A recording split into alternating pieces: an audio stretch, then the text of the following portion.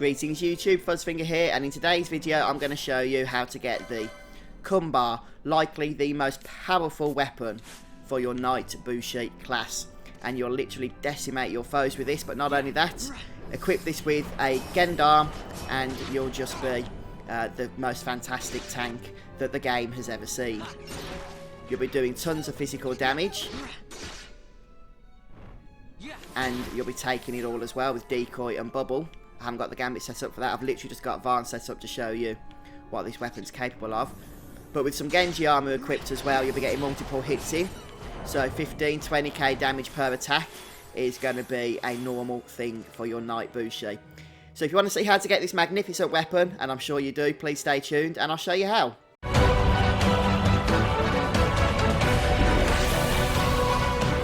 Just before we get started here today, I want to begin by giving a shout out and thank you to Alex, who has decided to support me on Patreon. That is absolutely amazing. You, sir, are awesome, and your support is very much appreciated.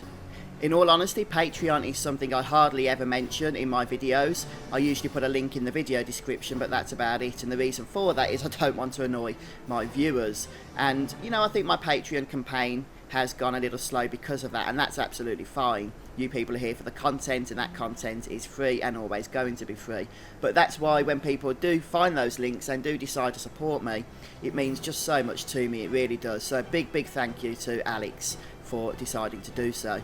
Okay, let's move on with today's episode. So we're going to be crafting the Kumbha, and that's probably the strongest weapon for your Knight Bushi combo. The reason for that is it's a katana weapon, but it's the only katana weapon that's one-handed, which means you can use it with a shield such as Gendarme, and it's such a powerful combination that you're not really going to want to do without this once you've seen it. So the items we're going to need to craft this are thus: we need 2 Gemsteel, 2 Orichalcum, and finally 2 Mallets. Now, the hardest items of those 3 to craft is by far going to be the Gemsteel. In fact, it's the only item of those 3 that does require crafting in the first place.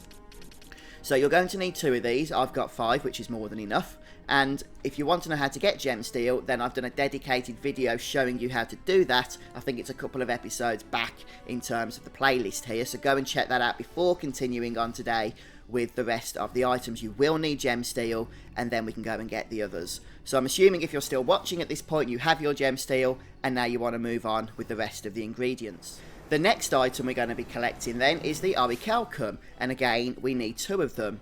So for this farm, you're going to require the monograph for the Scholar, the Scholar's monograph, which allows you to collect superior loot from constructs. If you don't have the Scholar's monograph, you won't be able to collect the Orichalcum. So in order to get the Scholar's monograph, you've almost certainly got it by this point in the game, but if you haven't, you can purchase the Forgotten Grimoire from the Bazaar once you've spoken to any armor vendor in the game 15 times. Do that, then that'll become available in the Bazaar as the Forgotten Grimoire. You can purchase it and you'll have it in your key items. And when you've got that, make your way over to the Great Crystal. Not the Great Crystal, sorry. The, what's it called? The Pharos, that's it. So I was looking at that Ridorana crystal thing and I was forgetting this place was called Pharos for a second. So teleport over here, which is where I am, so I don't need to teleport again. I'm losing it today, I tell you. And then move over to the Waystone, and we're going to go deeper into the dungeon itself. We're looking for the Didar enemy, which is those red flame constructs, the ones that helped you build the red bridges in my walkthrough video where we collected some optional treasures, and also interfered with your green bridges. So we're just going to make our way around. It's the same route that we took before. Obviously the bridges are in place for us, so I'm not going to show you the route again. Just check out my walkthrough for this place if you get lost, but I'm sure you won't. Rightio, so this is the enemy that you need. This is the Didar enemy, and check your bags as well before you come here, because you've probably already been killing these. You might already have the 2 Orichalcum if you had the Scholar's monograph beforehand, and it's a 10% or 12% drop rate, I think. So it's not as bad as some of the other drop rates, such as when you were farming Gemsteel. But you do have to move around in order to find these guys. They're not close together usually, unfortunately. And don't forget, if you need to reset the enemies, you can do so simply by going 2 zones out and then back in again. And I believe there's a couple here. Well, one here. And if we just head around and up these stairs, then there's usually a couple more, or at least one more, to the left of us as we go up this next set of stairs. The green ones don't count, but there's one here. And there we go, look, a nugget of Orichalcum, so that's exactly what you're after. And just get 2 of those just by killing them with your monograph, and then we can move on to the Mallet item next. Finally then, the Mallet, and check your log here because you might already, your inventory, you might already have one from Mont Blanc.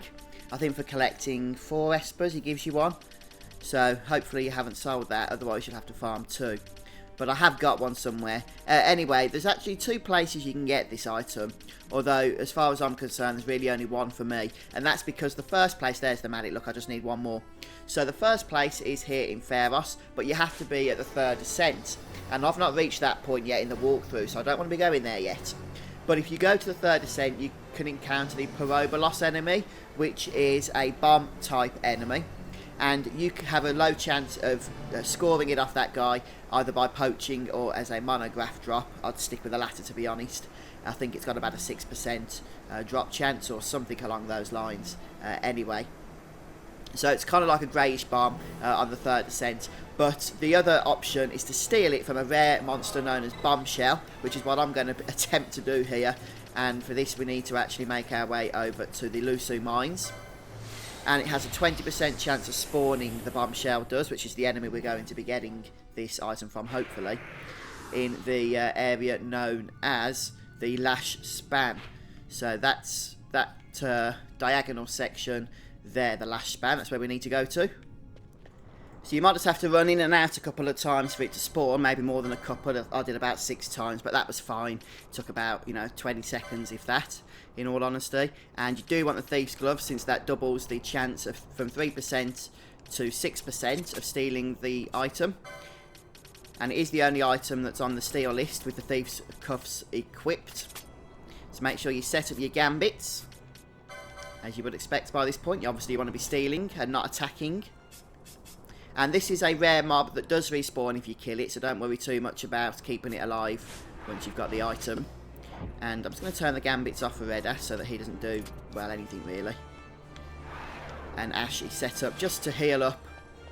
Remove status ailments, I believe. I'll just check that actually, since we don't have anything in the way of ribbons.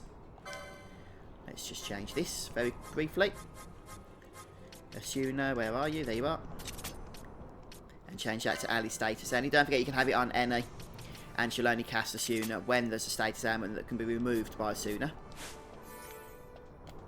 And here it is. So we'll just, there we go, we've got the Mallet already. That's exactly what we wanted. That was a lot quicker than I expected. May as well kill the rare game while we're here as well, hadn't we? That's the only other Mallet that I need. Wow, that is actually an easy item to get. Because it's the only item on the steal list, just stick it on speed mode, and with 2 people stealing with the Thief's Cuffs, it's not going to take as long as you'd think, in all honesty, to get that item. And all that setup I did probably was a bit overkill as well.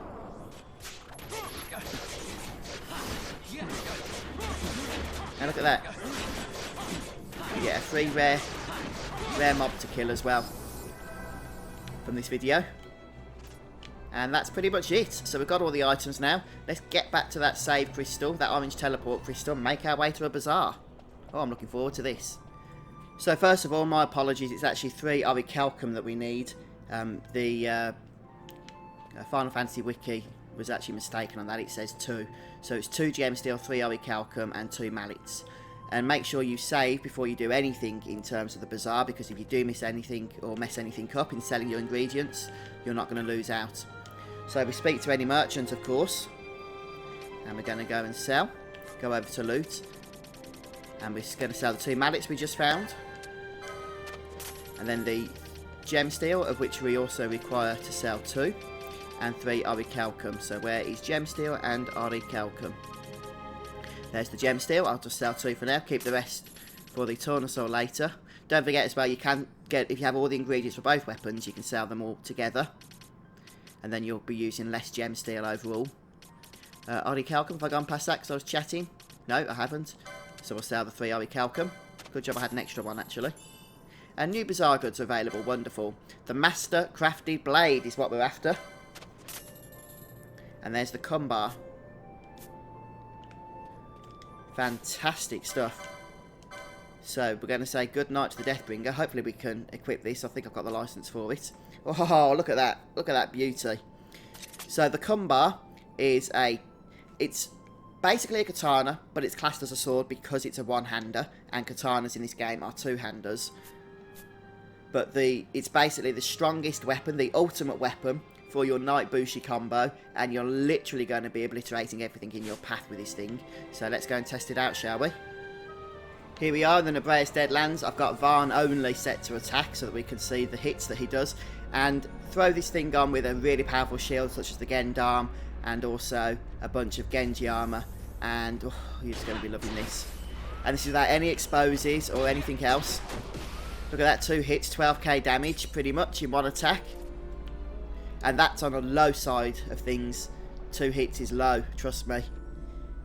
And your Knight Bushi is going to be basically probably your strongest character, both because of the physical damage output they're going to be doing, but also because of the fact they're going to be tanking and taking all the hits because of the shield.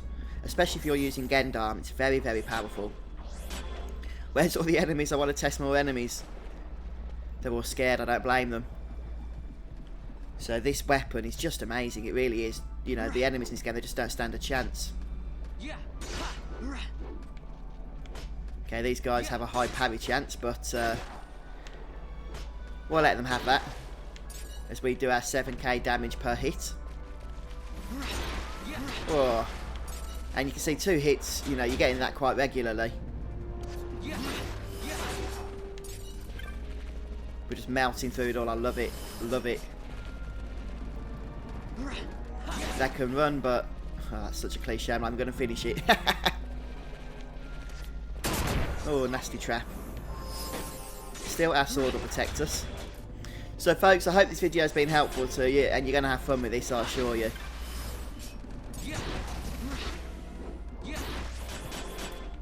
Because of the combo rate, I think you'll actually like this as much, if not more than Sight and Grat, and because you actually have to work for it, you feel like you've earned it when you're melting through things.